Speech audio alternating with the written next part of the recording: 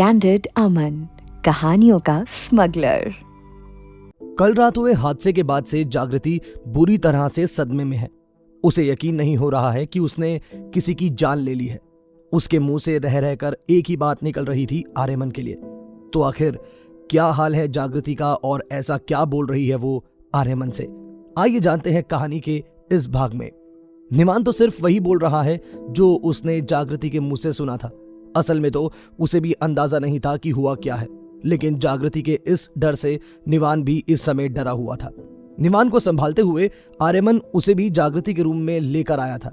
निवान ने अब जागृति को बेहोश देखा तो उसने आर्यमन से सवाल किया, मामू, मामी सो रही हैं? आर्यमन ने उसके सवाल को बड़े ही शांत और गंभीर लहजे में जवाब देते हुए कहा, हाँ बेटा, आपकी मामी रेस्ट कर रही हैं, वो थकी हुई है ना? निवान ने आर्यमन के गले से लगते हुए कहा, मामू, निवान को भी नींद आ रही है। आर्यमन ने निवान को संभालते हुए उसे जागृति की बगल में लेटा दिया। आर्यमन इस वक्त दोनों के पास ही बैठा था जब एक सर्वेंट ने उसके रूम के डोर को नॉक किया। आर्यमन ने अंदर आने के लिए कहा तो वो सर्वेंट डॉक्टर को अपने साथ लेकर अंदर आ चुका था। आर्यमन ने उस सर्वेंट को डोर से ही जाने के लिए बोल दिया। आर्यमन ने डॉक्टर को जागृति को चेक करने के लिए कहा तो डॉक्टर ने जांच करने के बाद आर्यमन को बताया, मिस्टर मल्होत्रा, इनकी बॉडी इस समय सम सॉर्ट ऑफ शॉक में है। क्या रिसेंटली इनको कोई शॉक लगा है क्या? निवान बीच में बोल पड़ा, कल रात हमारे घर में चोर घुस आए थे तो मामी उनसे डरकर मेरे रूम में छिप गई थी। डॉक्टर ने निवान की बात सुनते हुए आर्यमन से पूछा, मिस्टर मल्होत्रा, अगर ऐसा है तो इनके शॉक में होने का कारण हो सकता है। आप प्लीज इन्हें रेस्ट करने दीजिए, पर हो सके तो ट्रॉमा वाली जगह से इन्हें दूर रखने की कोशिश कीजिए, वरना बार बार इन्हें वही सब याद आएगा। जागृति को एक इंजेक्शन और कुछ मेडिसिन आर्यमन को थमाकर डॉक्टर वहां से जा चुके थे। असल में तो आर्यमन को जागृति की इस हालत के पीछे का कारण अच्छे से पता था। आर्यमन ने जागृति के सर पर हाथ फेरते हुए उसे कहा, तुम एक बार होश में आ जाओ, हम लोग यहां से वापस जा रहे हैं, प्लीज। जागृति बेहोश थी और आर्यमन ने निवान को संभाला हुआ था। जागृति की आंख खुली तो उसने आधी बेहोशी में कुछ बड़बड़ाना शुरू किया, निवान, निवान, डोंट ओपन द डोर बेटा, निवान। आर्यमन ने जब अपने कान में जागृति के होठों को नजदीक लाते हुए उसकी बात सुनने की कोशिश की तो उसे निवान का नाम समझ आ चुका था। आर्यमन ने जागृति के सर पर हाथ फेरते हुए उससे कहा, रिलैक्स जागृति, निवान एकदम ठीक है, वो मेरे साथ है। जागृति ने अपने माथे पर रखे आर्यमन के हाथ को फौरन डर से, घबराहट से थाम लिया। जागृति ने अब अपनी आंखें खोल दी थी। आर्यमन इस समय जागृति की नजरों के एकदम सामने था। जागृति के हाथ अभी भी कांप रहे थे, क्योंकि उसके लिए किसी को मरते देखना ही किसी ट्रॉमा से कम नहीं था। तो अपने हाथों से किसी की जान लेना तो उसे जीने ही नहीं दे रहा था। जागृति फौरन घबराकर बैठ चुकी थी। आर्यमन ने उसके चेहरे को अपने हाथ में लेते हुए उससे पूछा, क्या हुआ जागृति? रिलैक्स, सब ठीक है, निवान बिल्कुल ठीक है। आर्यमन जागृति की थकी हुई आंखों में देखकर ये सब बोल रहा था। वो उसे विश्वास दिलाना चाहता था कि उसने सब ठीक कर दिया है, लेकिन जागृति की गिल्ट उसे अंदर ही अंदर खा रही थी। जागृति ने आर्यमन के हाथों को झटकाकर अपनी जगह से खड़े होते हुए उसने सीधे रूम के डोर की तरफ अपने कदम बढ़ा दिए। जागृति डोर खोलती उससे पहले आर्यमन ने उसकी कलाई को पीछे से थाम लिया। इस समय तो जागृति को अपने कपड़ों तक का होश नहीं था। जागृति बदहवास बस दौड़ी चली जा रही थी। इस पल आर्यमन के हाथ की पकड़ भी जागृति को रोक नहीं पाई।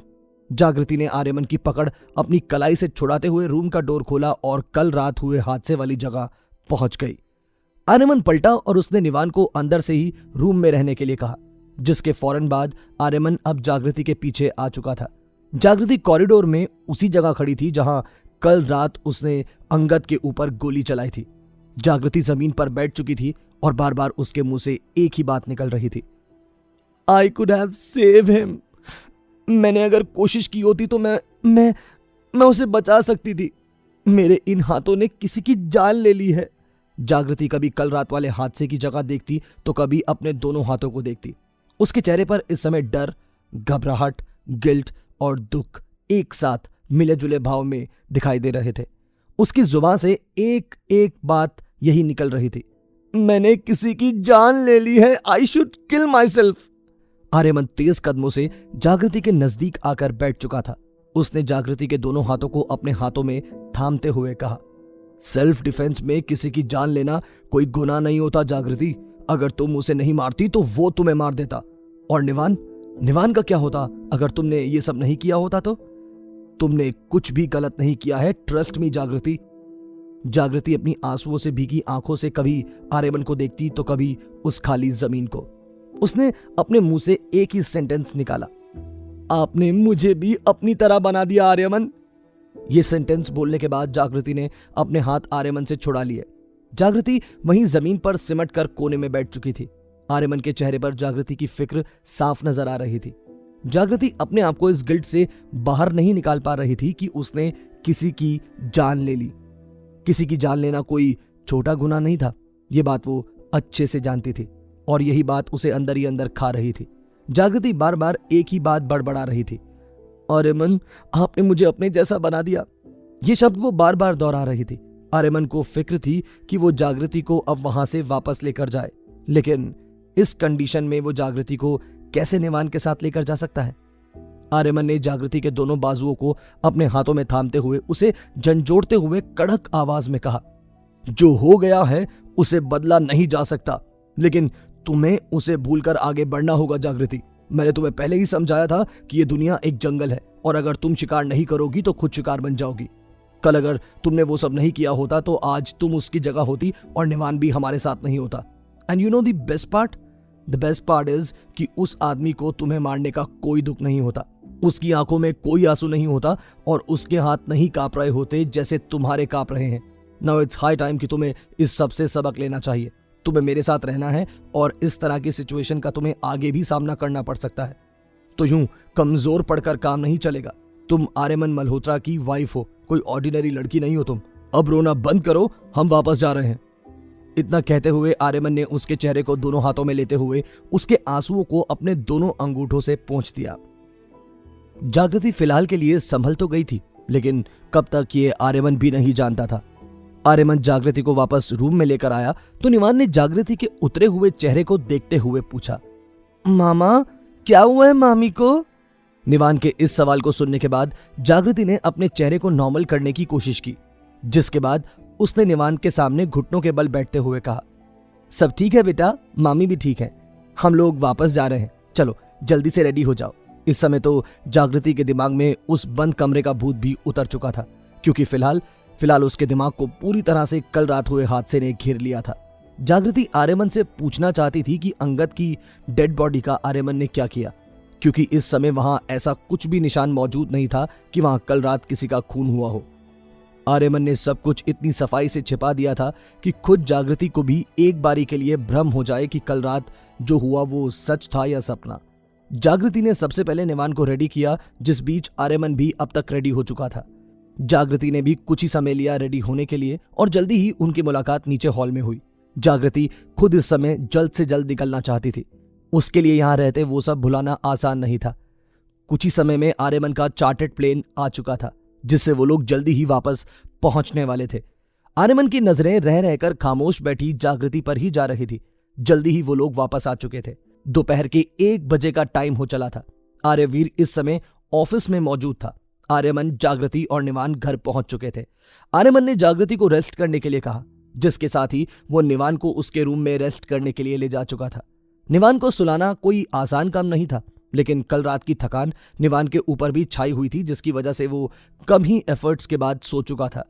घर वापस आने के बाद आर्यमन को सुकून था कि अब सब शांत है, लेकिन उसकी इस शांति में जल्दी ही भंग पड़ चुका था जब उसे अपने रूम से जागृति के चीखने की आवाजें आने लगी।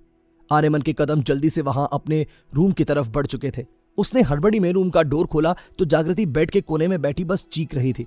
आर्यमन फुर्ती से जागृति के पास गया और उसने जागृति के दोनों हाथों को अपने हाथों में थामते हुए समझाया, जागृति एवरीथिंग इज फाइन। जागृति जमीन की तरफ इशारा करते हुए आर्यमन को समझाने की कोशिश कर रही थी कि उसे वो शख्स वहां जमीन पर लेटा हुआ नजर आ रहा है, जबकि आर्यमन उसे इस भ्रम को तोड़ने की लगातार कोशिशों में लगा हुआ था। जागृति की निगाहें रह रहकर उसी ओर जा रही थी और वो बार बार अपने मुंह से एक ही बात रिपीट कर रही थी। आर्यमन को इस सब को रोकने का एक ही रास्ता समझ आया और उसने जागृति के चेहरे को अपने एक हाथ में होल्ड करते हुए उसके होठों को किस करना शुरू कर दिया। जागृति का ध्यान अब उस ओर से डाइवर्ट हो चुका था। क्योंकि आर्यमन ने उसका पूरा ध्यान अपनी ओर खींच लिया था। लेकिन क्या यही सॉल्यूशन है जागृति की परेशानी का? कैसे वो बाहर आएगी अपने इस ट्रॉमा से?